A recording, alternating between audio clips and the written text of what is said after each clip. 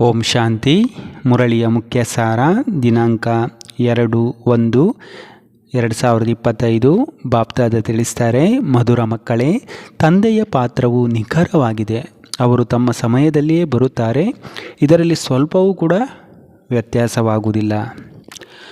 ಅವರು ಬರುವ ನೆನಪಾರ್ಥ ಶಿವರಾತ್ರಿಯನ್ನು ಹೆಚ್ಚಿನ ವಿಜೃಂಭಣೆಯಿಂದ ಆಚರಿಸಿರಿ. ಬಾಪ್ದಾದ ಪ್ರಶ್ನೆ ಕೇಳ್ತಾರೆ, ಎಂತಹ ಮಕ್ಕಳ ವಿಕರ್ಮವು ಸಂಪೂರ್ಣವಾಗಿ ವಿನಾಶವಾಗುವುದಿಲ್ಲ? ಬಾಪ್ದಾದ ಉತ್ತರ ಹೇಳ್ತಾರೆ, ಯಾರ ಯೋಗವು ಸರಿಯಾಗಿಲ್ಲವೋ, ತಂದೆಯ ನೆನಪಿರುವುದಿಲ್ಲವೋ ಅವರ ವಿಕರ್ಮಗಳು ವಿನಾಶವಾಗುವುದಿಲ್ಲ. ಯೋಗಯುಕ್ತರಾಗಿ ಇಲ್ಲದೇ ಇರುವ ಕಾರಣ ಇಷ್ಟು ಸದ್ಗತಿಯಾಗುವುದಿಲ್ಲ. ಪಾಪವು ಉಳಿದುಕೊಳ್ಳುತ್ತದೆ ಮತ್ತು ಪದವಿಯೂ ಕೂಡ ಕಡಿಮೆ ಆಗ್ತದೆ. ಯೋಗವಿಲ್ಲದಿದ್ದರೆ ನಾಮರೂಪದಲ್ಲಿ ಸಿಲುಕುತ್ತಿರುತ್ತಾರೆ. ಅವರ ಮಾತುಗಳೇ ಬರುತ್ತಿರುತ್ತವೆ. ಅಂಥವರು ದೇಹಿ ಅಭಿಮಾನಿಯಾಗಿರಲು ಸಾಧ್ಯವಿಲ್ಲ. ಬಾಪ್ದಾದ ಧಾರಣೆಗೋಸ್ಕರ ತಿಳಿಸ್ತಾರೆ. 1.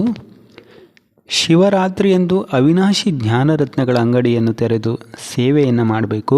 ಮನೆ ಮನೆಯನ್ನು ಬೆಳಗಿಸಿ ಎಲ್ಲರಿಗೂ ತಂದೆಯ ಪರಿಚಯವನ್ನು ಕೊಡಬೇಕು.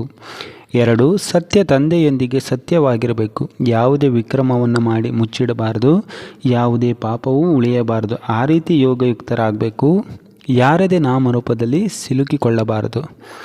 ಬಾಪ್ದಾದ ವರದಾನ ಕೊಡ್ತಾರೆ, ನನ್ನತನದ ಅಭಿಮಾನವನ್ನು ಅಳಿಸುವಂತಹ ಬ್ರಹ್ಮ ತಂದೆಯ ಸಮಾನ ಶ್ರೇಷ್ಠತೆಯಾಗಿ ಆಗಿರಿ. ಬಾಪ್ದಾದ ಸ್ಲೋಗನ್ ಹೇಳ್ತಾರೆ, ತಕ್ಷಣ ಯಾರದ್ದೇ ಬಲಹೀನತೆಗಳನ್ನು ಹೇಳುವಂಥದ್ದು ಇದು ಕೂಡ ದುಃಖ ಕೊಡುವುದಾಗಿದೆ. ತಕ್ಷಣ ಯಾರದೇ ಬಲಹೀನತೆಗಳನ್ನು ಹೇಳುವಂಥದ್ದು ಕೂಡ ದುಃಖ ಕೊಡುವುದಾಗಿದೆ. ಅಚ್ಚಾ. ಓಂ ಶಾಂತಿ.